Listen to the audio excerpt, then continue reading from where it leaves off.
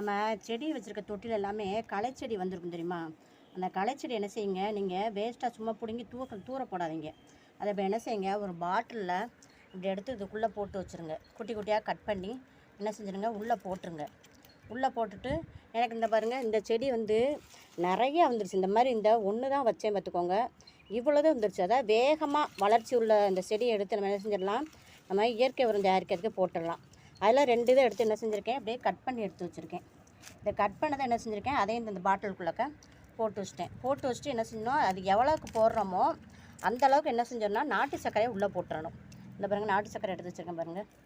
எடுத்து வச்சு அதையும் உள்ளே போட்டுறணும். போட்டுட்டு என்ன செய்யணும், நீங்கள் அதில் தண்ணிலாம் ஊற்றக்கூடாது. தண்ணி ஊற்றாமல் என்ன செஞ்சிடணும், அது நல்லா டைட்டாக மூடி நல்லா குலுக்கி வச்சிடணும். குலுக்கி ஒரு வாரம் கழித்து நம்ம என்ன செஞ்சணும், எடுத்து செடிகளுக்கு கொடுக்கணும்.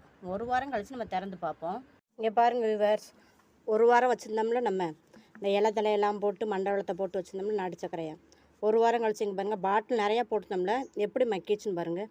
இதை எடுத்து நம்ம என்ன செய்யணும், ஒரு 30 ml மட்டும் 3 லிட்டர் தண்ணிக்கு கொடுக்கணும். இது வந்து கொரியன் உரம்னு சொல்லுவாங்க.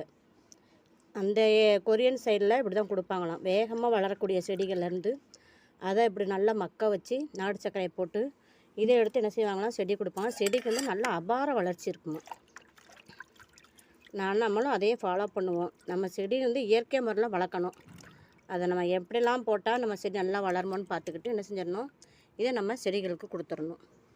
ஏற்கனவே வெண்டைக்காய் செடி, கத்திரிக்காய் செடிலாம் சும்மா தளத்தலான்னு வருது. மல்லிகைப்பூ செடி, பாவக்காய், கத்திரிக்காய், இன்னும் ரோஸ் கன்று, இங்கிட்டு மிளகா, தக்காளிலாம் வச்சுருக்கேன். இன்னும் பூக்க ஆரம்பிச்சோன்னே அதையும் உங்களுக்கு காமிக்கேன். வீடியோ பிடிச்சா லைக் பண்ணுங்கள், சப்ஸ்கிரைப் பண்ணுங்கள் ஜோதி ஃபார்மிங்கை. தேங்க்யூ.